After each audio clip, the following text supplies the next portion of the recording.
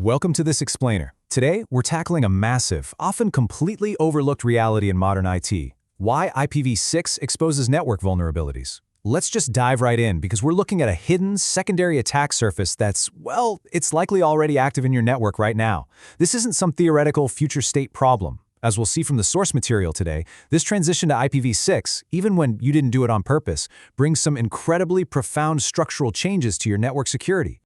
So I've got to ask you directly, is your network leaking data right now? Seriously, think about whether your current, carefully crafted network defenses might have a massive, totally invisible backdoor left wide open.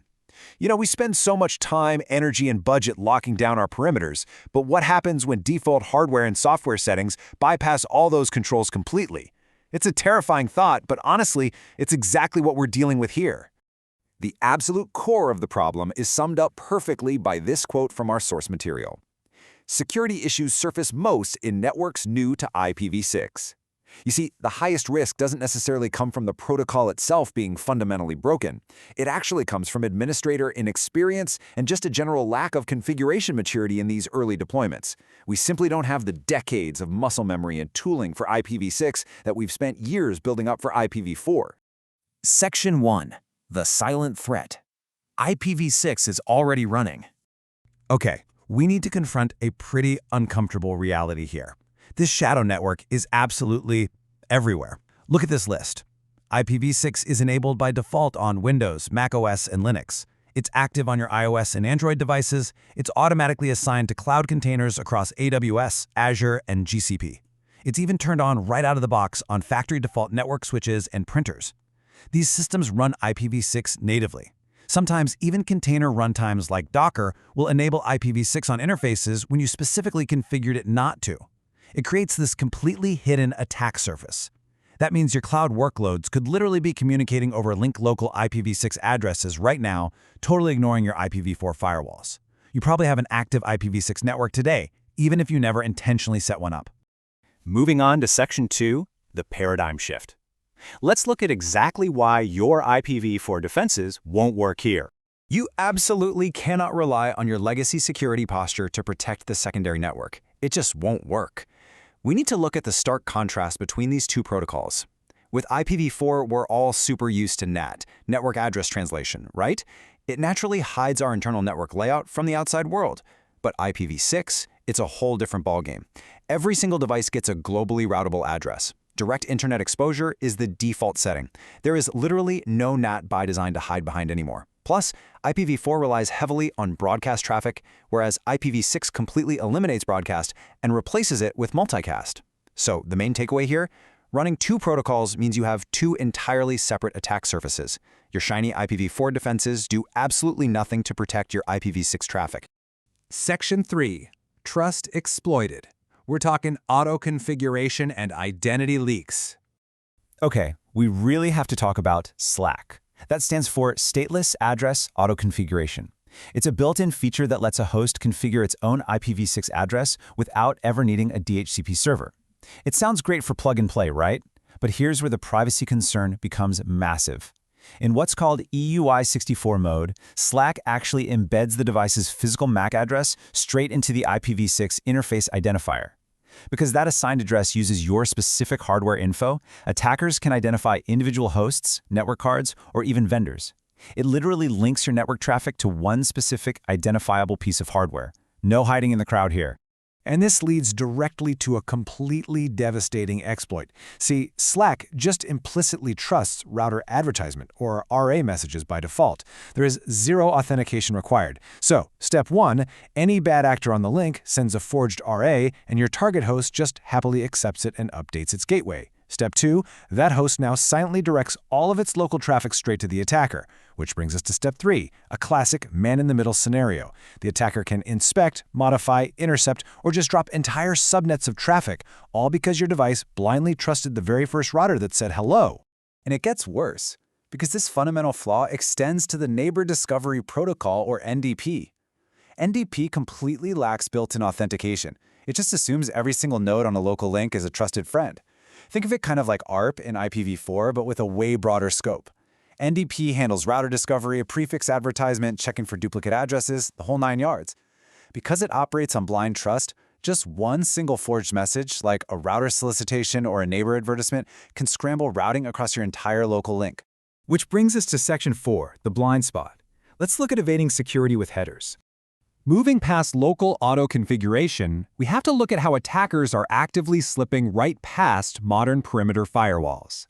IPv6 ditches IPv4's fixed options field and replaces it with this flexible chain of extension headers. Each header just points to the next one, creating a massive inspection headache for firewalls. For example, hop-by-hop options have to be processed by every single router, making evasion super easy. Fragment headers lead straight to firewall bypasses. And then there's the routing header 0, or RH0. This lets an attacker specify intermediate nodes, basically forcing traffic through nodes they control. It's a source routing attack. And what's really terrifying? RH0 was officially deprecated way back in 2007, but legacy devices on your network might still happily process it today. And speaking of the fragment header, it opens the door to something called the tiny fragment attack. Here's how it works. Attackers craft a maliciously tiny first packet fragment that literally just hides the TCP or UDP headers in the subsequent fragments. Your stateless firewall or IDS system looks at that first harmless-looking fragment, fails to reassemble the full packet to actually apply its inspection rules, and just waves the entire malicious flow right through the perimeter. It is a massive, gaping blind spot. Section 5. The danger of multicast.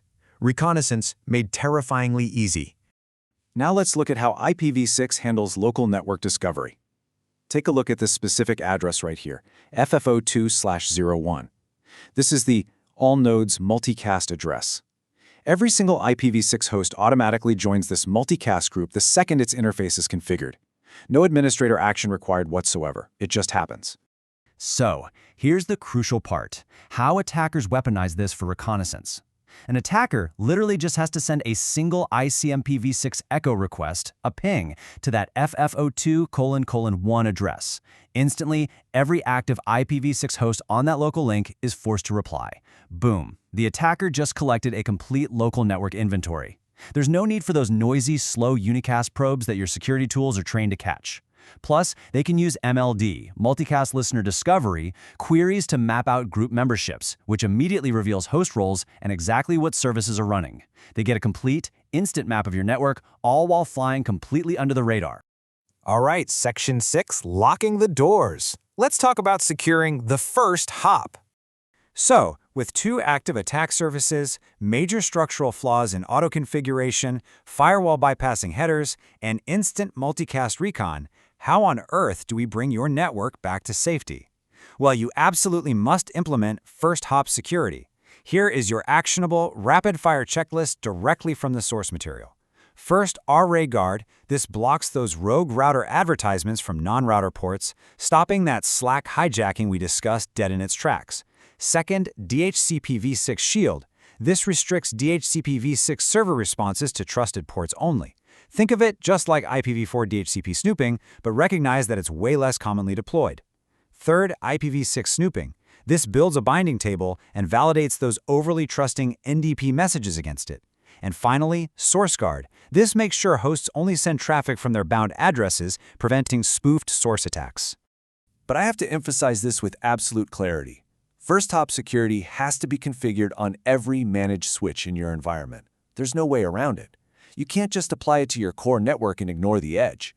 A single unprotected switch, just one gap in your configuration, leaves that entire local link completely compromised. It literally undermines your whole security posture.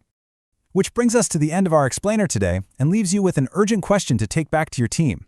Is your first hop truly secure?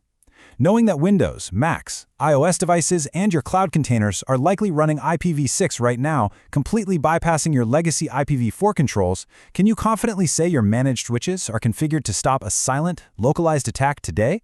It is time to audit your devices, review your firewall configs, and lock down your shadow network before someone else maps it for you.